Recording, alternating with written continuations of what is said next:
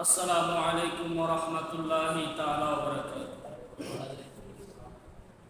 সমস্ত প্রশংসা মহান মালিক রব্বুল আলামিনের রাজকীয় শাহী সেই রাজ দরবারে, যিনি আল্লাহ রব্বুল আলামিন মায়া করে মহব্বত করে তার অসংখ্য অগণিত বান্দাদের মধ্য থেকে আমাদেরকে পছন্দ করে তার ঘর মসজিদে আসার জন্য তৌফিক দান করেছেন। তিনি মালিক রব্বুল আলামিনের দরবারে আমরা সকলে শুকরিয়া আদায় করি। সবাই বলুন আলহামদুলিল্লাহ। তার সাথে সাথে অসংখ্য অগণিত দুরূদ ও সালাম হুজুর নূর সাল্লাল্লাহু আলাইহি ওয়াসাল্লামের নারায়ণ শরীফের দরবারে, যিনি হাবিবে দু জাহান সাইয়্যিদুল কাউনাইন রাহমাতাল লিল আলামিন, দয়াল নবীজির দরবারে যিনি হাবিবে পাক সাল্লাল্লাহু আলাইহি ওয়াসাল্লামের ধরায় আগমন করে প্রথম থেকে আজ পর্যন্ত যে শব্দটি যে বাক্যটি উচ্চারণ করতেছেন সেটা হচ্ছে রব্বি হাবলি উম্মতি। আমাদের মায়ায় আল্লাহ রাব্বুল আলামিনের দরবারে আমাদের গুনাহের জন্য কান্নাকাটি করতেছেন, এখনো সবুজ গম্বুজের নিচে শুয়ে সেই নবী পাকের মহব্বতে মায়ায় আমরা সকলে দুরূদ করি। সবাই বলুন সাল্লাল্লাহু আলাইহি ওয়াসাল্লাম। সম্মানিত হাজিরিন, আজকে আমরা যে বিষয়টা নিয়ে আলোচনা করব সেটা হচ্ছে কালামে পাকের সূরা দুহা। সূরা দুহার মধ্যে আল্লাহ রাব্বুল আলামিন আমাদেরকে কিসের মেসেজ দিচ্ছেন, সূরা দুহায় আমরা কি পাবো, এর মধ্যে আল্লাহ রাব্বুল আলামিন আসলে কোরআনের ভাষা, আরব দেশের ভাষা, আল্লাহর নিজের ভাষায় আমাদেরকে কি বুঝাচ্ছেন। আমি গুনাহগার, আমার ক্ষুদ্র জ্ঞানে আপনাদেরকে আমাদের মাতৃভাষা বাংলা এটার অনুবাদ করে একটু বোঝানোর চেষ্টা করব। আল্লাহ রাব্বুল আলামিন আমাদেরকে যেন তৌফিক দান করেন। সবাই বলুন আমিন। বলতেছিলাম, আমরা যে সূরাটা আজকে নিয়েছি সেটা সূরাটার নাম হচ্ছে সূরাতুদ দুহা। এই সূরাটা আল্লাহ রাব্বুল আলামিন কেন নাজিল করলেন? প্রত্যেকটা সূরারই নির্দিষ্ট নাজিলের কোনো কারণ থাকে, আয়াতের নাজিলের কারণ থাকে। যখন কোনো মুফাসসির শ্রোতাদেরকে আয়াতের নাজিলের কারণ সম্পর্কে আপনাদেরকে শ্রোতাদেরকে বলে দেবে, তখন তারা আয়াতের অর্থটা বুঝতে সহজ হবে। এই জন্য এই ধারাবাহিকতায় আমি আপনাদের খেদমতে সূরা দুহার নাজিলের কারণ একটু ব্যাখ্যা করার চেষ্টা করব ইনশাআল্লাহ। আমার নবী, আপনার নবী হুজুর পাক সাল্লাল্লাহু আলাইহি ওয়াসাল্লামকে আল্লাহ পাক রব্বুল আলামিন নবুয়ত দিয়ে দয়াল নবীজিকে 40 বছরে বিইজনিহি শব্দকে প্রমাণ করার জন্য আল্লাহ বলতেছেন, আমি আমার হাবিবকে 40 বছরে হুকুম করেছি মানুষদেরকে তাওহীদের দাওয়াত দেওয়ার জন্য। সুবহানাল্লাহ বলেন। এই ধারাবাহিকতায় নবীজির উপরে যখন সূরা আলাকের 5টা আয়াত নাজিল হলো, এভাবে বেশ কিছু আয়াত নাজিল হলো, নাজিল হওয়ার মাঝামাঝি সময়ে আমার নবীর কাছ থেকে 3 মাস মতান্তরে 6 মাসের মতো একটা সময় আল্লাহ রাব্বুল আলামিন আমার নবীকে একটু রেস্ট দিয়েছে। ইয়া রাসূলুল্লাহ, ইয়া হাবিবাল্লাহ, আমি আপনার উপরে এমন একটা কোরআন নাজিল করেছি, যেই কোরআন যদি আমি কোনো পাহাড়ের উপরে, পর্বতের উপরে নাজিল করতাম, সেটা চূর্ণ বিচূর্ণ হয়ে ধুলির মতো উড়ে যেত। এটা এত পাওয়ারফুল এবং এতটা ভারী জিনিস। আমার নবী, আপনার নবী শীত মাসে, আমরা যেটাকে অনেক বেশি কনকনে শীত মনে করি, মাঘ মাস, এই মাঘ মাসের শীতের মধ্যেও আমার নবী কম্বল গায়ে দিয়েও ঘেমে যেতেন কোরআনে কারিমের পাওয়ারের কারণে। আল্লাহ রাব্বুল আলামিন বলতেছেন, ইয়া রাসূলুল্লাহ, ইয়া হাবিবাল্লাহ, আপনাকে যে আমি কোরআনে কারীম নাজিল করতেছি, মিনহাজুন নবুওয়াত, নবুওয়াতের 7টা পদ্ধতির মধ্যে একটা ছিল ঘন্টা দনির ন্যায়। আমার নবীর কাছে ঘন্টা দনির ন্যায় নবুওয়াত নিয়ে আসতো জিবরাইল আমিন। আমার নবী এই ঘন্টা দনির ন্যায় যখন কোরআন আসতো, আমার নবী ঘেমে নিচে একটু বেকুল হয়ে যেতেন। তখন আল্লাহ রাব্বুল আলামিন আমার নবীর রেস্টের জন্য 3 মাস সময় আমার নবীকে সময় উপযোগী, নবুয়ত উপযোগী করার জন্য আল্লাহ রাব্বুল আলামিন সময় দিয়েছেন। এই সূত্র ধরে কিছু মুনাফিক কাফের মুশরিকদের সাথে একত্রিত হয়েছে। এই তোমরা কি জানো, মুহাম্মদের খোদা তো মুহাম্মদকে ভুলে গিয়েছে। নাউজুবিল্লাহ বলেন না। দেখেন, আমার আল্লাহর হিকমত কি আর মুনাফিকরা বলে কি? আমার আল্লাহ রাব্বুল আলামিন বলতেছেন, ইয়া রাসূলুল্লাহ, ইয়া হাবিবাল্লাহ, আমি আপনার জন্য 3 মাস সময়কে নবুয়তের জন্য বিরতি দিয়েছি। বাচ্চারা যখন স্কুল কলেজে যায় তখন তাদেরকে শিক্ষকরা কি করে, লেজার দেয়, বিরতি দেয় নাস্তা করার জন্য, যেন পড়াশোনা করতে করতে যে টায়ার্ড হয়ে গেছে এটা যেন ভুলে যায়। আমার নবীকেও আল্লাহ রাব্বুল আলামিন রেস্টের সময় দিয়েছে। আর এই রেস্টের সময় দিয়ে আল্লাহ রাব্বুল আলামিন তার আরো বড় একটা মহত্ব প্রকাশ করেছেন। আমার নবীর প্রতি কার ইস্তেকামত নাই, কার আমার নবীর প্রতি বিশ্বাস নাই, কার আমার নবীর প্রতি সন্দেহ রয়েছে, তাদেরকে আল্লাহ রাব্বুল আলামিন এই সময় দিয়ে তাদেরকে মুখোশ উন্মোচন করেছে। ইমানদারদের জন্য কোরআনের প্রতিটি আয়াত হচ্ছে উপদেশমূলক। বলতেছিলাম, যখন এই সময় চলতেছে, আমার নবী কাফের মুশরিকদের এই কথা শুনে নিজেও একটু ভারাক্রান্ত হয়ে হলেন। যে আল্লাহ আমার সাথে প্রতিদিন কথা বলতেন, যে আল্লাহ জিবরাইল আমিনের মাধ্যমে নিজে আমাকে বিভিন্ন সময় স্বপ্নের মাধ্যমে বাস্তবে যে কোনো সময় কোরআনের বিভিন্ন আয়াত হুকুম আহকাম নাজিল করতেন, সে আল্লাহ আমার সাথে 3 মাস যাবৎ কথা বলতেছে না। এটা তো আমার অন্তরে ব্যথার কারণ হয়ে দাঁড়িয়েছে। তখন আমার নবী আল্লাহ রাব্বুল আলামিনের প্রেমে এতটাই বিভোর হলেন, আল্লাহ রাব্বুল আলামিনকে বারবার ধ্যানে মগ্ন হচ্ছেন যে আয় রাব্বুল আলামিন, আমার চলাফেরায় কোনো ভুল হয়ে গেল কিনা, আমার কোনো কাজে কর্মে আপনি বিরক্ত হয়ে গেলেন কিনা, আমার কোনো কিছুতে কোনো কিছু হয়ে গেল কিনা। আমার নবী এই বেচাইন অবস্থায় হেরা গুহায় ধ্যানমগ্ন অবস্থায় থাকতেন। আমার নবী যখন হেরা গুহা থেকে হুজরায় আসতেন, ধর্মবারকে আসতেন, আসতে রাস্তার ঘাটে কাফের মুশরিকরা আমার নবীকে বলতেন, মুহাম্মদ, তোমার আল্লাহ কি তোমায় ভুলে গিয়েছে? আমার নবী এমনিই ব্যথায় অন্তর ব্যতিগ্রস্ত, সেখানে আবার তারা কি করতেছে, আমার নবীর ব্যথা যন্ত্রণাকে আরো বাড়িয়ে দেওয়ার চেষ্টা করছে। এভাবে যখন দিন যায় রাত যায়, আমার নবী কষ্টে দিন অতিপাত করতেছে, আল্লাহ রাব্বুল আলামিনের সাথে কথা বলতে পারতেছে না এই কষ্টে। দেখেন, এভাবে যখন সময় অতিবাহিত হতে লাগলো হওয়ার পরে যখন 3 মাস পরে আল্লাহ রাব্বুল আলামিন একটা আয়াত নাযিল করলেন। এই আয়াতটা কিন্তু নবুয়তের প্রথম আয়াত না, আমি একটু পরে আপনাদেরকে ক্লিয়ারলি বুঝাচ্ছি। এই সূরাটা কিন্তু নবুয়তের প্রথম কোনো সূরা না, এটা হচ্ছে সূরা আলাকের আয়াত নাযিলের পরে আরো বেশ কিছু আয়াত নাযিল হয়েছে, কিন্তু সূরাটাও মক্কায় অবতীর্ণ হয়েছে। এটা হিজরতের আগের সূরা। বলতেছিলাম কথাগুলো এই কারণে, আপনাদেরকে একটু করে বোঝানোর চেষ্টা করছি আমার ক্ষুদ্র জ্ঞান থেকে। আমার নবীর উপর যখন এই সূরা নাযিল হলো, সূরার প্রথম শব্দ ছিল অদ-দুহা। অদ-দুহা মানে হচ্ছে দিনের যেই মানে এত সুন্দর আলো, সূর্যের যে বিকশিত আলো, সকালের যে প্রভাতের আলো, সারা দিনের যে আলো, এই আলোর কসম করতেছেন। ওলামা আকরাম বলেছেন সকালের কসম করতেছেন। তো অনেকে বলতেছেন যে আল্লাহ রাব্বুল আলামিন অসংখ্য জিনিসের কসম করেছেন। আল্লাহ রাব্বুল আলামিন কসম করেন এই জন্য, কোনো বিষয়কে বান্দার জন্য, তার বন্ধুর জন্য গুরুত্বপূর্ণ মনে করার জন্য কসম করেন। এখন আল্লাহ রাব্বুল আলামিন সকালের কসম কেন করলেন? ওয়াল্লাইলি ইজা সাজা, রাতের কসম কেন করলেন? তাফসীরকারগণ বলতেছেন সকালের কসম, রাতের কসম এই কারণে, যখন আমার নবী 3 মাস নবুয়ত নাজিল আয়াত নাজিল হচ্ছে না, এই কারণে আমার নবী যেই কষ্টের সময়টা অতিক্রম করেছেন, কাফের মুশরিকদের একদিক থেকে আমার নবীকে অন্তরের মধ্যে দাগ সৃষ্টি করা, আবার আল্লাহ রাব্বুল আলামিনের সাথে কথা বলতে না পারা, এই যে কষ্টের সময়টা, দিনের সময়টাকে দোহা বলেছেন, রাতের সময়টাকে নির্গুম আমার নবী কাটিয়েছেন আল্লাহ রাব্বুল আলামিনের ধ্যানমগ্ন হয়ে। এই নির্গুম রাত্রিকে ওয়াল্লাইলি ইজা সাজা, রাত্রি যখন গভীর ঘুমে আচ্ছন্ন থাকে সকল মানুষ, এই রাতের কসম করে আপনাকে বলতেছি। আল্লাহ রাব্বুল আলামিন এই দুটো আয়াতের পরে 3 নম্বর আয়াতে বলতেছেন যে ওমা মা ওয়াদ্দাআকা রাব্বুকা ওমা ক্বালা, ইয়া রাসূলুল্লাহ, ইয়া হাবিবাল্লাহ, আপনি যে কাফের মুশরিকদের কথায়, আপনি যে তাদের ছলচাতুরিতে, আপনি কি তাদের কথাই ব্যতিগ্রস্ত হয়েছেন? আপনি কি এটাই ভাবতেছেন আল্লাহ রাব্বুল আলামিন আপনার মাহবুব হয়ে, আপনার প্রেমিক হয়ে, আপনার ভালোবাসায় বিভোর হয়ে আপনাকে ভুলে যাবে? সুবহানাল্লাহ বলেন না। মা ওয়াদ্দাআকা, আপনাকে আল্লাহ রাব্বুল আলামিন ত্যাগ করে নাই, ভুলে যায় নাই। রব্বুকা, আপনার প্রতিপালক। ওমা ক্বালা, আপনার কোনো কাজে আল্লাহ রাব্বুল আলামিন অপছন্দ হয়নি। সুবহানাল্লাহ বলেন না। আমার আল্লাহ আমার নবীকে খুশি করার জন্য কি আয়াত নাযিল করতেছেন দেখেন। এই আয়াতটার মধ্যে, এই কথার মধ্যে আমার নবীর কোনো কাজে আল্লাহ অপছন্দ হয় নাই, আমার নবীর কোনো কারণে আল্লাহ রাব্বুল আলামিন নবীকে ত্যাগ করে নাই, এই কথাটার মধ্যে কি আমাদের জন্য কোনো আমলের বিষয় আছে? আমাদের কোনো আমলের বিষয় নাই। আল্লাহ তার মাহবুবের সাথে, হাবিবের সাথে কথা বলতেছেন। কথা বলতে কি আমাদের জন্য কোরআন নাযিল করলেন, আর এটাই আমাদের জন্য সংবিধান হয়ে গেল।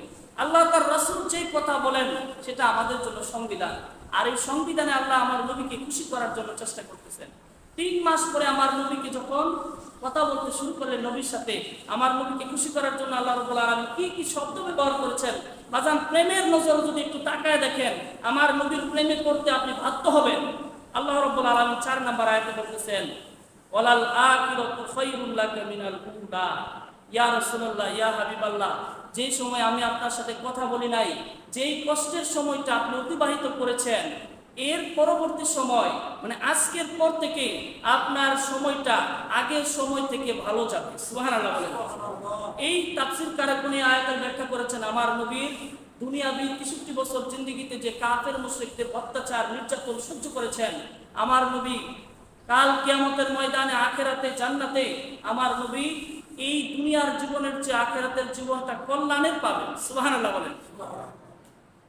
এরপরে আল্লাহ রাব্বুল আলামিন বলতেছেন, ওয়ালা সাউফা, আর আমি আল্লাহ রাব্বুল আলামিন অচিরেই ইউতিকা, আমি আপনাকে দান করব, রব্বুকা, আমি আপনার প্রতিপালক, আপনাকে আমি এমন ভাবে দান করব যে ফাতারদ, আপনি আমার প্রতি রাজি খুশি হয়ে যাবেন। সুবহানাল্লাহ বলেন।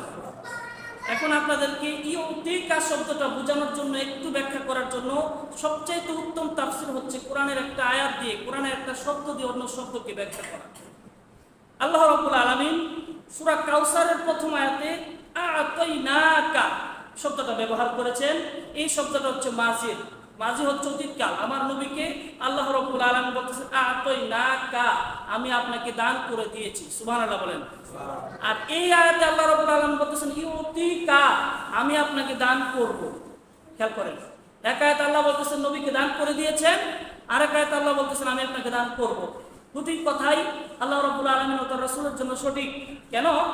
এই যে আয়াতটা আ'তাইনাকা কাল কাউসার, আ'তাইনাকাল কাউসার, আমি আপনাকে কাউসার দান করে দিয়েছি, এর এই আয়াত নাযিলের পর থেকে আর কোনোদিন আপনাকে আমি বলবো না যে কাউসার দান করব, কারণ এটার মালিকানা আপনাকে দিয়ে দিয়েছি। সুবহানাল্লাহ বলেন। তাফসীরকারগণ বলতেছেন কাউসার মানে কি? কাউসার হচ্ছে আমার নবীকে আল্লাহ রাব্বুল আলামিন কোরআন দান করেছেন, আমার নবীকে আল্লাহ রাব্বুল আলামিন শাফায়াতের ক্ষমতা দান করেছেন। কাল কিয়ামতের ময়দানে যখন সবাই চুপ থাকবেন, আমার আল্লাহ রাব্বুল আলামিন আমার নবীকে কিয়ামতের মধ্যে খুতবা দেওয়ার জন্য আমার নবীর মাকামে মাহমুদে আমার নবীকে বসিয়ে দিবেন। সুবহানাল্লাহ বলেন। আমার নবী মাকামে মাহমুদে বসে আল্লাহর সাথে কথা বলবেন আমাদেরকে ক্ষমা করানোর জন্য। আমার নবীকে আল্লাহ রাব্বুল আলামিন একটা আসন দান করবেন, যে আসনের নাম মাকামে মাহমুদ। আর অন্যান্য নবী রাসূলগণ, সকল মানুষগণ প্রত্যেকেই চুপ থাকবে। নবী রাসূলগণ অনেকেই হাদিসের ব্যাখ্যাটা ভুল করেন। নবী রাসূলগণ নবী রাসূলগণ বলবে যে আমাকে নিয়ে ব্যস্ত, এটা ওনাদের গুনাহের কারণে না। নবী রাসূলরা হচ্ছে মাসুম, তাদের কোনো পাপ রাশি নেই। তারপরেও আল্লাহ তো মাহবুব, কখন আল্লাহ কোন কারণে কাকে কি প্রশ্ন করেন প্রত্যেকে একটু ভীত থাকবেন। এই জন্য আর আমরা আমাদের গুনার কারণে ভীত থাকবো, আমরা তো গুনাহগার। নবী রাসূল তো কোনো গুনার অধিকারী হতে পারে না। আল্লাহ রাব্বুল আলামিন তাফসীরের মধ্যে উলামা ইকরাম বলেছেন, পৃথিবীর শুরু থেকে শেষ পর্যন্ত যত নবী রাসূল এসেছেন, আসবেন, আমার নবীর পর্যন্ত যারা এসেছেন, আমার নবীর আগে যারা এসেছেন, প্রত্যেকেই মাসুম ছিলেন, তাদের কোনো গুনাহ ছিল না। সুবহানাল্লাহ বলেন। এই কথাটা বলছে অন্য একটা জায়গা আপনাদেরকে নেওয়ার জন্য। এখন আ'তাইনাকা দ্বারা কাউসার দান করে দিয়েছেন, শাফাআত দান করে দিয়েছেন, নহর দান করে দিয়েছেন, জান্নাতের উচ্চ মাকাম দান করেছেন, মাকামে মাহমুদ দান করেছেন, সকল আ'তাইনাকার মধ্যে শেষ। কিন্তু আল্লাহ রাব্বুল আলামিন এই আয়াতে যে বলতেছেন ইউতিকা, আমি আপনাকে দান করব, ভবিষ্যতের একটা শব্দ ব্যবহার করেছেন। ফাতারদ, আপনি খুশি হয়ে যাবেন, এমন জিনিস দান করব যার কারণে আপনি খুশি হয়ে যাবেন। তার মানে বোঝা যায়, খেয়াল করেন, তার মানে বোঝা যায় আমার নবীকে যে কাউসার দান করেছেন এর মধ্যেও আমার নবী খুশি না, আমার নবী আরো চায়। আমার নবী কি চায়? আরো চায়। ইউতিকা, আপনাকে দান করব, কখন? কাল কিয়ামতের ময়দানে। কিসের জন্য? সকল মানুষকে দেখানোর জন্য। সুবহানাল্লাহ বলেন। আমার আল্লাহকে তো আমার নবী সবকিছু ইচ্ছাকৃতভাবে গোপনেই দান করে দিতে পারতেন। কিয়ামতে কেন দান করবেন? কিয়ামতে দান করুন এই জন্য আমার নবীর মাহাত্ম্য, আমার নবীর গুরুত্ব, আমার নবীর মর্যাদা সকল মানুষের সামনে উন্মোচন করে দিবেন, আমার নবীর সম্মান সবাইকে দেখাবেন। এই জন্য আল্লাহ রাব্বুল আলামিন বলতেছেন ইউতিকা ইয়া রাসূলুল্লাহ, ইয়া হাবিবাল্লাহ, আপনাকে দান করবে। কি দান করবে? সাহাবায়ে কেরাম জিজ্ঞেস করতেছে, আপনি আমাদেরকে বলেন না ইয়া রাসূলুল্লাহ, আপনাকে কি দান করলে আপনি খুশি হবেন? বলতেছে, যখন আমাদের উপরে নামাজ ফরজ হয়েছে, আমাদের কেবলা হচ্ছে বাইতুল্লাহ, আমরা কেবলার দিকে তাকায় নামাজ পড়ি, কেবলা তাকায় থাকে আল্লাহ রাব্বুল আলামিনের দিকে। আল্লাহ, এই মানুষের, এই বান্দার সেজদা কি আমার এই কাবা ঘরের মধ্যে কবুল হবে? আল্লাহর দিকে তাকিয়ে থাকে আমার আল্লাহ, আমার নবীর দিকে তাকিয়ে থাকে, ইয়া রাসূলুল্লাহ, ইয়া হাবিবাল্লাহ, আমি কি আপনার এই উম্মতকে ক্ষমা করে দেব? সুবহানাল্লাহ বলেন না? আর আমার নবী গুনাহগার উম্মতের দিকে তাকিয়ে বলতেছেন, আয় রব্বুল আলামিন, আমার উম্মতের গুনাহ থাকতে পারে অসংখ্য গণিত, আপনি তো রহমানুর রহিম, আপনি তো আমাকে ভালোবাসেন, আমি তো আপনার হাবিব, আপনার হাবিব যাদেরকে ভালোবাসে আপনি তো তাদেরকে গুনাহ দেখার আগেই মাফ করে দেবেন। সুবহানাল্লাহ বলেন। আমার নবী আমাদের জন্য খুশি, কাউসার পেয়ে খুশি না। আমাদের নবী আমাদের জন্য খুশি এই কারণে আমরা কে কখন কোন দরজা দিয়ে জাহান্নামে চলে যাই, আমার নবী এই টেনশনে মিজান সিরাত এবং এই দাঁড়িপাল্লার নিচে আল্লাহ রাব্বুল আলামিনের যে যে জায়গার মধ্যে বান্দাকে ধরবেন, এই জায়গার মধ্যে আমার নবী ছুটাছুটি করতে থাকবেন, আমার কোনো উম্মত যেন আমার বেখেয়ালে জাহান্নামে না ঢুকে। সুবহানাল্লাহ বলেন না? ইউতিকা ফাতারদ, আমি আপনাকে এমন ভাবে উম্মতদেরকে, জাহান্নামী উম্মতদেরকে ধরে ধরে এমন ভাবে জান্নাতে দাখিল করে দেব, যা দেখে আপনি আমার কাজে খুশি হয়ে যাবেন। সুবহানাল্লাহ বলেন না? এটা হচ্ছে আমার নবীর শান। এরপরে আসেন, আল্লাহ বলতেছেন, ইয়া রাসূলুল্লাহ, ইয়া হাবিবাল্লাহ, আলাম ইয়াজিদকা ইয়াতীমান ফাআওয়া, আপনি কি এটা খেয়াল করেন নাই যে আপনি জন্মগ্রহণের আগে, দুনিয়াতে আসার আগে আপনার পিতা চলে গিয়েছে, আপনার ইন্তেকালের কিছুদিন পরে আপনার মা চলে গিয়েছে, আমি কি আপনাকে এক মুহূর্তের জন্য অভিভাবকহীন রেখেছি? আমি তো আপনাকে আশ্রয় দিয়েই রেখেছি। সুবহানাল্লাহ বলেন না? আমার নবী রাহমাতাল লিল আলামিন নবী দুনিয়ায় আগমন করলেন, নবীজির পিতা খাজা আব্দুল্লাহ নেই। আমার নবী কিন্তু আমার নবীজির দাদা আব্দুল মুত্তালিবের নিয়ন্ত্রণে ছিলেন, আশ্রয়াধীন ছিলেন। উনি যখন 8 বছর বয়সে ইন্তেকাল করলেন, আল্লাহ রাব্বুল আলামিন উনারই হুকুমে আবু তালিব যে মূর্তি পূজা করতো, আমার নবীকে জানের চেয়ে বেশি ভালোবাসতো। সুবহানাল্লাহ বলেন। আমার নবীকে জানের চেয়ে বেশি ভালোবাসতো, আমার নবী তার আশ্রয়ে ছিলেন। আবু তালিবও যখন চলে গেল, আমার নবী যখন আম্মাজান খাদিজা রাদিয়াল্লাহু তাআলা আনহাকে বিবাহ করলেন, ওনার ধন সম্পদের কারণে, ওনার ঐশ্বর্যের কারণে, ওনার ক্ষমতার কারণে আমার নবীর সামনে কেউ দাঁড়াতে পারে না। আমার নবীর অভিভাবক ছিলেন আম্মাজান খাদিজা রাদিয়াল্লাহু তাআলা আনহা। সুবহানাল্লাহ বলেন। আমার নবী আল্লাহ রাব্বুল আলামিন আমার নবীকে বলতেছেন, ইয়া রাসূলুল্লাহ, ইয়া হাবিবাল্লাহ, আপনি কিভাবে ভাবতে পারলেন আমি আপনাকে ভুলে যাব, আমি আপনাকে ত্যাগ করব, আমি আপনাকে অভিভাবকহীন রাখবো? আমি আল্লাহ রাব্বুল আলামিন তো আপনি দুনিয়াতে আসার আগ পর্যন্তই আমি আল্লাহ রাব্বুল আলামিন আপনার অভিভাবক হয়ে আছি। সুবহানাল্লাহ বলেন।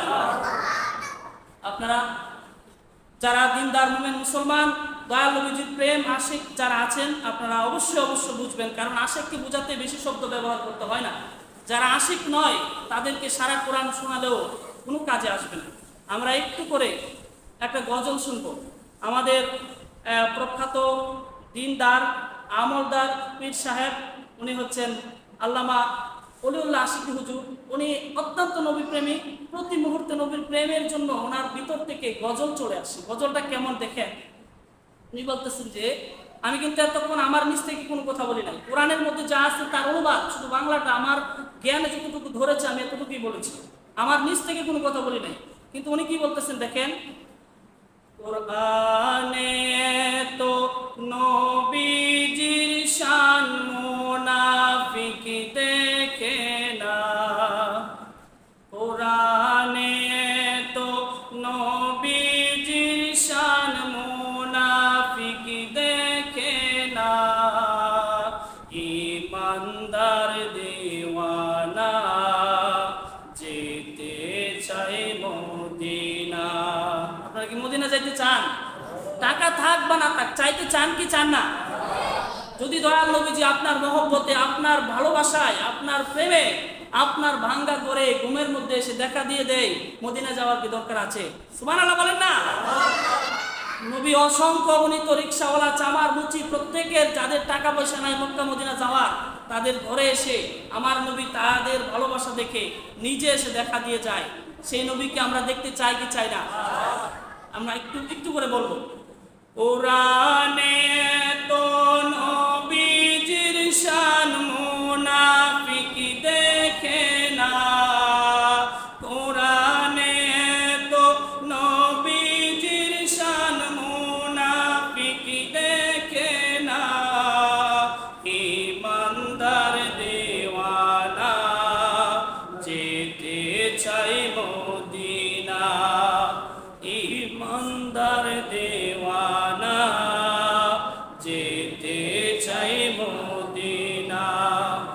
সাগ্গা কামারা সিরাজ মুনিরা কোরআনে ঘোষণা, আকাশের চাঁদ ডাক দে নবীজি জমিনে আসোনা, নবীর ডাকে।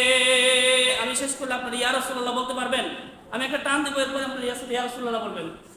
নবীর ডাকে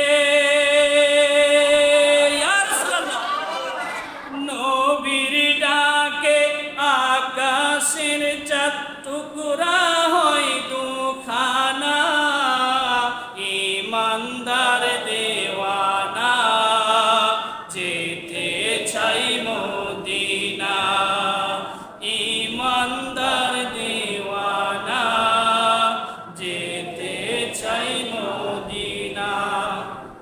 কথাটা অনেক বড়, এটা বলতে গেলে আমাদের ওয়াজের বিষয়টা আরো একটু বলার দরকার, এই জন্য বলতেছি। আমি একটু আমাদের বিষয়ে চলে যাচ্ছি। মূলত আমার যে আয়াতটা ছিল, এই আয়াতটা এখন শুরু করব। 7 নম্বর আয়াতটা, যে আয়াতটা নিয়ে বর্তমান সময়ে মিডিয়ার মধ্যে আপনারা দেখতে পাচ্ছেন। কেন মুনাফিকদের কথা বলতেছি দেখেন, আমার নবীর এত শান কোরআনের মধ্যে কেউ খুঁজে পায় না বাজার। অনেক কিতাব আদি পড়েও আমার নবীর শান খুঁজে পায় না। কেন পায় না? তাদের ইমানের মধ্যে মরিচিকা ধরেছে। আমার নবীর শান তারা খুঁজে পায় না, কিন্তু আমার আল্লাহ রাব্বুল আলামিন বলতেছেন, আমার আল্লাহ রাব্বুল আলামিন আমার নবীর শান মান দিয়ে কোরআনে মাজিদের আয়াতকে ভরপুর করে দিয়েছেন। সুবহানাল্লাহ বলেন। এমন কোনো আয়াত নাই, এমন কোনো সূরা নাই, এমন কোনো শব্দ নাই যে শব্দে আমার আল্লাহ রাব্বুল আলামিন আমার নবীর শান বলে নাই। এমনকি একটা সূরা ইখলাস, যেই সূরায় আল্লাহ রাব্বুল আলামিন নিজের বর্ণনা দিবেন, সেখানে আল্লাহ রাব্বুল আলামিন বলতেছেন, কুল ইয়া রাসূলুল্লাহ, আপনি আমার বর্ণনাটা দিয়ে দেন। সুবহানাল্লাহ বলেন। কেন? আয় রাব্বুল আলামিন অন্যান্য সূরা মাত্র 4টা সূরা শুরুতে কুল আছে, আপনি অন্য কোন সূরা শুরুতে কুল দিলেন না, কিন্তু ইখলাসের শুরুতে কেন কুল দিলেন? আমার আল্লাহ রাব্বুল আলামিন বলতেছেন, তোমরা শুধু আমার তাওহীদ মানবা, আমার নবীর রিসালাতকে কেটে দিবা, এটা হবে না। দেখেন মসজিদের উপরে লা ইলাহা ইল্লাল্লাহু মুহাম্মাদুর রাসূলুল্লাহ লেখা আছে, এমন অনেক মসজিদ আছে, এমন অনেক মিম্বার আছে, এমন অনেক হুজুর আছে, তারা দাঁড়িয়ে আমার নবীর মিম্বরে দাঁড়িয়ে বলতে চায় আমার নবীর নাম আল্লাহ রাব্বুল আলামিনের নামের সাথে রাখা যাবে না। নাউজুবিল্লাহ বলেন। এক পাশে আল্লাহ, এক পাশে মুহাম্মদ, আমরা মুসলমানরা নবীর প্রেমে আল্লাহ রাব্বুল আলামিনের ভালোবাসায় রাখি, কিন্তু এক ধরনের মুসলমান টুপিদারি পাঞ্জাবি পরে নবীর মিম্বরে বসে আমার নবীর শানে বলতেছে আমার নবীর নাম আল্লাহর নামের পাশে লেখা যাবে না। নাউজুবিল্লাহ বলেন। এই কথাটা বলতেছি, দেখেন একটু সামনে যাই। ওয়াওয়াজাদাকা, আল্লাহ রাব্বুল আলামিন বলতেছেন ওয়াওয়াজাদাকা, আমি আপনাকে পেয়েছি। খেয়াল করেন, দল্লান ফাহাদা, দল্লানের আলোচনা একটু পরে করতেছি। দল্লান শব্দটা কোরআনের মধ্যে অসংখ্য অগণিত জায়গায় এসেছে, কিন্তু দেখেন যার কাছে ঈমান যত বেশি আছে সে ঈমানী ভাবে এটা দেখবে। আমি অবাক হয়ে গেছি আজকে সকালে যখন তাফসীরে জালালাইন পড়তে বসলাম, জালালউদ্দিন সুয়ুতী বলে কি, আর বাংলাদেশের মুনাফিক মার্কা আলেমরা যারা বাংলা অনুবাদ করেছে তারা বলে কি, আমি অবাক হয়ে গেছি। আপনারা ভাবতেও পারবেন না জালালউদ্দিন সুয়ুতীর আরবির সাথে তাদের বাংলা অনুবাদের মিল নেই। এটা কিভাবে সম্ভব? আমার নবীকে অপদস্থ করার জন্য তারা বাংলা শব্দ ব্যবহার করতেছে, মনে হচ্ছে এই শব্দের বাংলা কোনো অর্থ নাই। তারা কি করতেছে, আর জালালউদ্দিন সুয়ুতী কি বলতেছে দেখেন। দল্লানের ব্যাখ্যায় জালালউদ্দিন সুয়ুতী বলতেছেন, আম্মা আনতা আলাইহি আল আন মিনাশ শারিয়া, ইয়া রাসূলুল্লাহ ইয়া হাবিবাল্লাহ, আপনি নবুয়তের আগে যেই শরীয়তে ছিলেন, আল্লাহ রাব্বুল আলামিন আপনাকে শরীয়তে হানিফ থেকে এনে ফাহাদা, আপনাকে আল্লাহ রাব্বুল আলামিন কোরআন দিয়ে আপনার নিজের শরীয়তকে কায়েম করেছেন। সুবহানাল্লাহ বলেন। জালালউদ্দিন সৈয়দী বলতেছেন যে আপনি দুনিয়াতে আসার পর থেকে আল্লাহ রাব্বুল আলামিন যে এক, আল্লাহ রাব্বুল আলামিনের একত্ববাদ, আপনি আল্লাহর রাসূল, আপনি দুনিয়ার মধ্যে আগমন করে আন্নাকা মুহাম্মাদুর লা ইলাহা ইল্লাল্লাহ আল্লাহ রাসূলুল্লাহ বলতেছিলেন, এই বর্ণনাটা আপনি দুনিয়াতে এসে দিয়েছেন। আপনাকে আবার এই 3 মাসের মধ্যে খেয়াল করেন তাদের গুমরাহিটা কোথায়। তাদের বেলায় যদি ধরি, একটু তর্কের খাতিরে যদি ধরি, দল্লাল মারতে মানে তারা শুদ্ধ ভাষায় মিষ্টি ভাষায় আমাদের ঈমান চুরি করতেছে। একজন বলতেছে আমার নবী নবুয়তের পূর্বে হেদায়েতের পথ সম্পর্কে অনবহিত ছিলেন, জানতেন না। চিন্তা করে দেখেন কি সুন্দর একটা শব্দ ব্যবহার করছে, আপনারা শুনলেই মনটা বলে যাবে। অনবহিত মানে খুব ভালো কথা বলছে। অনবহিত মানে আমার নবী জানতেন না আমার নবী যে হেদায়েত প্রাপ্ত হবেন বা হেদায়েতের উপর আছেন। এমন নবীর কি হয়ে গেল? 3 মাসে আমার নবীর কি হয়ে গেল? আমার নবী হেদায়েত থেকে গুমরাহের দিকে চলে গেলেন। এই সূরাটা তো কোরআন শরীফের প্রথম সূরা না। ধরে নিতাম তর্কের খাতিরে যে আপনাদের আল্লাহ রাব্বুল আলামিন আমার নবীর সাথে কথা বলে নাই, আমার নবী কিছু জানে না, আমার নবী কিছু বুঝে না, আমার নবী পথভ্রষ্ট হয়ে গেছে। নাউজুবিল্লাহ বলেন না।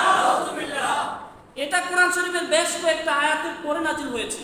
তো এই 3 মাসে কি আমার নবী পথভ্রষ্ট হয়ে যাবেন? এটা কি আপনাদের মাথায় ধরে স্বাভাবিক দৃষ্টিতে এটা কি কোনো মুসলমানের মাথায় ধরতে পারে আমার নবী 3 মাসে পথভ্রষ্ট হয়ে যাবেন? পথভ্রষ্ট মানে বুঝতেছেন, দল্লাল মানে ক্ষতিগ্রস্তদের অন্তর্ভুক্ত।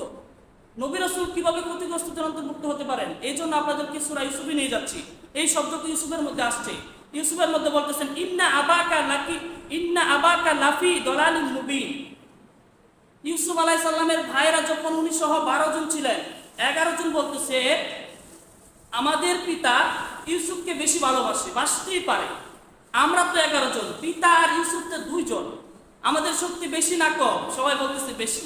বেশি যদি থাকে আমরা কৌশলে ইউসুফকে নিয়ে মেরে ফেলি, তাহলে তো আমাদের দিকে ঝুঁকে পড়বে। নাউজুবিল্লাহ বলেন না। আপনারা কি আমার কথাটা বুঝতেছেন? ইউসুফকে যেন ভালোবাসতে না পারে, এই জন্য ইউসুফকে দুনিয়া থেকে সরিয়ে দেব। ওনাদের মধ্যে একজন বলতেছে যে ভাই ইউসুফকে তো আমরা শুধু চাই আল্লাহ রাব্বুল আমার পিতার অন্তর থেকে সরাতে, ইউসুফকে তো দুনিয়া থেকে সরানো আমাদের দরকার নেই। ওনারা বলতেছে হ্যাঁ ও ঠিক কথা বলছে, আমাদের পিতার অন্তর থেকে ইউসুফকে সরিয়ে দিলেই চলতেছে, ইউসুফকে দুনিয়া থেকে সরানোর দরকার নাই। তখন তারা কূপে ফেলে দিল। আমি ওইদিকে যাব না, শুধু একটা শব্দের কারণে ওখানে গেলাম। ইউসুফ আলাইহিস সালামকে যখন কূপে ফেলে দিল, উনি যখন চলে গেলেন মিশরে, চলে গেলেন, মিশরের বাদশা হলেন, মিশরের আজিজ হলেন। এখন তারা বলতেছে কি আমাদের পিতা ইন্না আবাকা লাফি, নিশ্চয়ই আমাদের পিতা দলালিন মুবিন। একজন নবী কি নবুয়াতের পরেও পথভ্রষ্ট হইতে পারে? নাউজুবিল্লাহ বলেন না।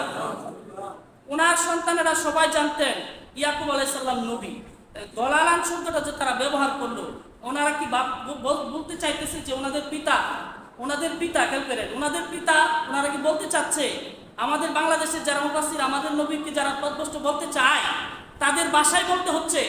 ওনারা কি পিতাকে বলতে পারে আমাদের পিতা পথভ্রষ্ট হয়ে গেছে? এটা কি আপনাদের মাথায় আসে? আপনার পিতা আপনার সাথে যতই জুলুম করো, আপনি কি বলতে পারেন আপনার পিতা পথভ্রষ্ট হয়ে গেছে, আপনার পিতা ধ্বংস হয়ে যাক, এরকম কোনো কামনা আপনারা করতে পারবেন? স্বাভাবিক দৃষ্টিতে করতে পারবেন না। কিন্তু যারা আশিক তারা কি বলে? আমি যেটা বলতেছি আমার মুখের কথা না, এটা তাফসীরকারকদের কথা। ইমাম রাজি, ফখরুদ্দিন রাজি সহ তাফসিরে কাশফ, তাফসিরে জালালাইনের মধ্যে আসছে যে ওনারা বলতেছে হে ভাইরা, আমাদের পিতা ইউসুফের প্রেমে এতটাই বিভোর হয়ে গেছে যে তারা আমাদের প্রতি আমাদের পিতার কোনো খেয়াল নাই, ইউসুফকে বেশি ভালোবাসে। এটা থেকে আরো সুন্দর কথা হচ্ছে সূরা ইউসুফের মধ্যে 95 আয়াতের মধ্যে তারা আরেকবার দলালান শব্দ ব্যবহার করেছেন। এটা তারা না, ব্যবহার করছে অন্যরা। দেখেন কি বলতেছে, আল্লাহ বলতেছেন ক্বালু তাল্লাহি। আল্লাহ রাব্বুল আলামিন কোরআনে বলতেছেন, মানুষগুলো বলতেছে ক্বালু, তারা বলতেছে তাল্লাহি, আল্লাহর কসম, ইন্নাকা, নিশ্চয় আপনি, লাফি দলালিকাল কাদির, আপনি তো পূর্ব প্রেমাসক্ত। এই কথাটা বলার কারণ হচ্ছে যখন কেনানে দুর্ভিক্ষ লেগে গেল, সকল ভাইয়েরা যখন আস্তে আস্তে সবাই জানতে পারলো মিশরের বাদশাহ ইউসুফ সবাইকে ত্রাণ দিচ্ছে, খাবার দিচ্ছে, সবাই যখন দলে দলে যাচ্ছে কেনান থেকে, তারাও ভাবলো আমরাও যাই, আচ্ছা আমাদের কাছে যা আছে আমরা তা নিয়ে যাই। যাওয়ার পরে ইউসুফ আলাইহিস সালাম তো আল্লাহর নবীরা তো সব কিছু দেখেন এবং শুনেন, জানেন। ইউসুফ আলাইহিস সালাম বলতেছে, ওনার কাছে খবর আসলো কেনান থেকে 11 ভাই এসেছে আপনার কাছে, আপনি তাদেরকে কিছু দেওয়ার জন্য। 11 ভাই শব্দ শুনে উনি চমকে গেলেন। 11 ভাই একসাথে আসছে, এটা আমার ভাই হতে পারে।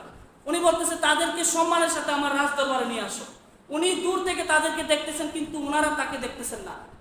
উনি দেখে বুঝে গেলেন আমার ভাই শামিল, আমার ভাই ইয়াহুদা, আমার ভাই আমার ভাই সে, সবাইকে চিনলেন। চিনার পরে বলতেছেন যে সবাইকে গম আটা যা দরকার দিয়ে দাও। কিন্তু 2 বার তারা এসেছিল, আমি ওইদিকে যাচ্ছি না, শুধু একটা শব্দের জন্য গেলাম। ওদের কাছে যাওয়ার পরে বলতেছে তাদেরকে তুমি আমার এই গায়ের জামাটা দিয়ে দাও, বলবে তাদের পিতা কেমন আছে। খোঁজখবর নিয়ে দেখা গেল, বলতেছে যে আমাদের এক ভাই ছিল ইউসুফ, তার প্রেমে কান্নাকাটি করতে করতে আমাদের পিতার চোখ নষ্ট হয়ে গেছে, আমার পিতার চোখে দেখে না। ইউসুফ আলাইহিস সালাম বলতেছে যাও, আমার এই জামাটা তোমার পিতার সামনে ধরবে, তোমার পিতা জামা ধরার সাথে সাথে চোখে দেখবে। সুবহানাল্লাহ বলেন। ইউসুফ আলাইহিস সালাম মিশর থেকে কিভাবে জানে তার পিতা কেনানে জামার গ্রান নিলে চোখ খুলে যাবে? এটা কি নবুয়তের পাওয়ার নয়? এটা কি নবুয়তের পাওয়ার না? আর ইয়াকুব আলাইহিস সালাম কি বলতেছে? ইয়াকুব আলাইহিস সালাম বলতেছে এই মানুষেরা, তোমরা যদি আমাকে পাগল না বলো, আমি আমার ইউসুফের গ্রান পাচ্ছি। সুবহানাল্লাহ বলেন না? আমি আমার ইউসুফের গ্রান পাচ্ছি। মানুষগুলো বলতেছে আপনি তো পাগল হয়ে গেছেন, এত বছর পরে আপনার ছেলের গ্রান আপনি কিভাবে পান? উনি বলতেছে আমার সন্তানের গ্রান আমি পাচ্ছি। 1 মাস পরে তারা জামা নিয়ে আসলো, এসে যখন ইয়াকুব আলাইহিস সালামের চোখে ধরলো, সাথে সাথে ইউসুফ আলাইহিস সালামের বাবা ইয়াকুব আলাইহিস সালাম চোখে দেখতে শুরু করলেন। সুবহানাল্লাহ। এই প্রেমকে বলে দলাল। আমার নবী 3 মাসে আল্লাহ রাব্বুল আলামিনের প্রেমে এতটাই বিভোর হয়েছিলেন যে নিজের খেয়াল ভুলে গেলেন, নিজের খাওয়া দাওয়ার কথা ভুলে গেলেন, সন্তানাদের কথা ভুলে গেলেন, পরিবারের কথা ভুলে গেলেন। আমার আল্লাহ যিনি আমাকে নবুয়ত দান করেছেন, আমার আল্লাহ আমাকে ভুলে যাবেন, এটা আমি কিভাবে সহ্য করতে পারি? আমার নবীর এই পরিস্থিতিকে যদি আপনি আমি মুমিন দাবি করে মুনাফিকের মতো কথা বলি, আমার নবী পথভ্রষ্ট হয়ে গেছেন, এটা কি পথভ্রষ্ট হতে পারে নাকি? আমার আল্লাহ রাব্বুল আলামিনের প্রেমে বিভোর হয়ে গেছে। সুবহানাল্লাহ বলেন না? আমার নবী আল্লাহ রাব্বুল আলামিনের প্রেমে এতটাই বিভোর হয়েছেন, আলা হযরত বলতেছেন আয় রাসূলুল্লাহ, ইয়া হাবিবাল্লাহ, আপনাকে আল্লাহ রাব্বুল আলামিনের প্রেমে এতটাই বিভোর করেছেন যে, বিভোর পেয়েছেন যে আপনাকে ফাহাদা কুরআন দান করে আপনার উম্মতের প্রতি মনোযোগী করেছেন। সুবহানাল্লাহ বলেন। আপনি বেকুল হয়ে গিয়েছিলেন, আল্লাহ যদি বলে যায় আমি কোন হেদায়েতের পথ আমি আমার উম্মতের সামনে দিব, যে উম্মত এই হেদায়েত নিয়ে কাল কিয়ামতের ময়দানে জাহান্নামে না গিয়ে জান্নাতে যাবে। আল্লাহ রাব্বুল আলামিন আপনাকে ফাহাদা মানে কুরআন দান করেছেন, হেদায়েতের নূর দান করেছেন। আল্লাহ রাব্বুল আলামিন আপনাকে সঠিক পথের দিশা দান করেছেন। আপনাকে আল্লাহ রাব্বুল আলামিন হেদায়েত দান করে জাহান্নামের পথ থেকে জান্নাতের পথে উম্মতকে আনার জন্য দিক নির্দেশনা দিয়েছেন। সুবহানাল্লাহ বলেন। আলোচনা বেশি করব না, এই সূরাটা আরো কয়েকদিন করতে হবে আমার মনে হচ্ছে। আপনারা যারা মুমিন মুসলমান ঈমানদার আছেন, আপনাদেরকে পায়ে হাত রেখে বলবো, বাবা আপনি যারা যুবক থাকেন, মুরব্বী থাকেন, কচি বাচ্চা মাসুম থাকেন, আমার নবীর প্রেমে সাহাবা একরাম জান্নাতে গিয়েছে, আমার নবীর প্রেমে জান্নাতে গিয়েছে। কেউ নামাজের জন্য সেজদার জন্য জান্নাতে যায় নাই, আমার নবীর প্রেমে। জ্ঞান বলতেছে আমার নবীর নখ, আর ইশক বলতেছে আমার নবীর নখ মুবারক। জ্ঞান বলতেছে আমার নবীর থুতু, আর ইশক বলতেছে আমার নবীর থুতু মুবারক। কোনো মানুষ সুস্থ মস্তিষ্কে কারো থুতু নিয়ে মুখে গালে মাখবে না, কোনো মানুষ নখ মুবারক নিয়ে কারো নখ নিয়ে জমা করে রাখবে না, চুল নেওয়ার জন্য কেউ কারাকারি করবে না। আমার নবীর চুল মুবারক কাটার পরে, নখ মুবারক কাটার পরে আমার নবী নিজ হাতে তাদের হাতে নখ মুবারক চুল মুবারক বন্টন করে দিতেন। সুবহানাল্লাহ বলেন না? সেই সাহাবা একরাম কি আপনার চেয়ে আমার চেয়ে বেশি জ্ঞানী ছিল না? আমাদের খোলাফায়ে রাশিদিনরা কি বেশি জ্ঞান ছিল না? এই গজলটার মধ্যে আছে। আলী রাদিয়াল্লাহু তাআলা আনহু দয়াল নবীজি যখন ওনার পুরুর মধ্যে শুয়ে আছেন, আসরের নামাজ চলে যাচ্ছে, আলী রাদিয়াল্লাহু তাআলা আনহু কি জানতেন না শরীয়তের হুকুম আগে পালন করতে হয়? উনি ওনার দিলকে প্রশ্ন করলেন, আমার নবী শুয়ে আছে, এখন আমি কি নামাজ পড়বো নাকি আমার নবীর আরাম করতে দেব? সুবহানাল্লাহ বলেন না? বলতেছে যে নামাজ কাজা করা যায়, আমার নবীর আরাম করতেছে, এই আরাম পুনরায় কাজা করা যাবে না। আমার নবী ঘুমতে ঘুরতে, আলী তোমার মুখ খারাপ কেন, মন খারাপ কেন? ইয়া রাসূলুল্লাহ, আসরের সময় তো চলে গেছে, আমার যে নবী চন্দ্রকে দ্বিখণ্ডিত করেছেন সেই নবী আল্লাহর হুকুমে সূর্যকে আবার আসর রক্তে নিয়ে এসেছেন। সুবহানাল্লাহ বলেন। আমার নবীর শান এই সকলগুলো কোরআনের মধ্যে আছে, কিন্তু যারা মুনাফিক তারা দেখবে না। আমরা নবীর আশিক হতে চাই কি চাই না? আমরা কি আশিক নাকি মুনাফিক? আমরা সবাই নবীর প্রেমিক, আমরা নবীর প্রেম দিয়ে জান্নাতে যাইতে চাই। একজন জিজ্ঞাসা করছে, ভাই আপনি তো শুধু সুন্নি সুন্নি করেন, আপনি সুন্নি কেন? আপনি তো নামাজ পড়েন না, দাড়ি রাখেন না, টুপি রাখেন না, কিছুই করেন না। বলতেছি, ভাই আমি সুন্নি টুপি দাড়ি পাঞ্জাবির জন্য সুন্নি না। আমি সুন্নি হচ্ছে আমার নবীর শান যে বলবে আমি তাকে মাথায় রাখবো। আমার নবীর শান যে বলবে যতক্ষণ বলবে আমি মধুর দৃষ্টিতে শুনতে থাকবো। আমার নবীর শান শুনলে আমার ভালো লাগে। আত্মার মধ্যে ওষুধ দিলে, শরীরে ওষুধ দিলে যেমন রোগ ক্ষত ভালো হয়ে যায়, আমার নবীর শান শুনলে আমার অন্তরের মধ্যে প্রশান্তি পায়। সুবহানাল্লাহ বলেন। যারা প্রশান্তি পাবে তারাই নবীর আশিক। যাদের কাছে বিরক্ত লাগবে তারাই নবীর সাথে দুশমনি করেছে, যুগ যুগ থেকে করবে। আল্লাহ রাব্বুল আলামিন আমাদেরকে সদা সর্বদাই হেদায়েতের পথে, নবীর প্রেমের পথে থাকার তৌফিক দান করুন। সবাই বলুন আমিন। আসসালামু আলাইকুম।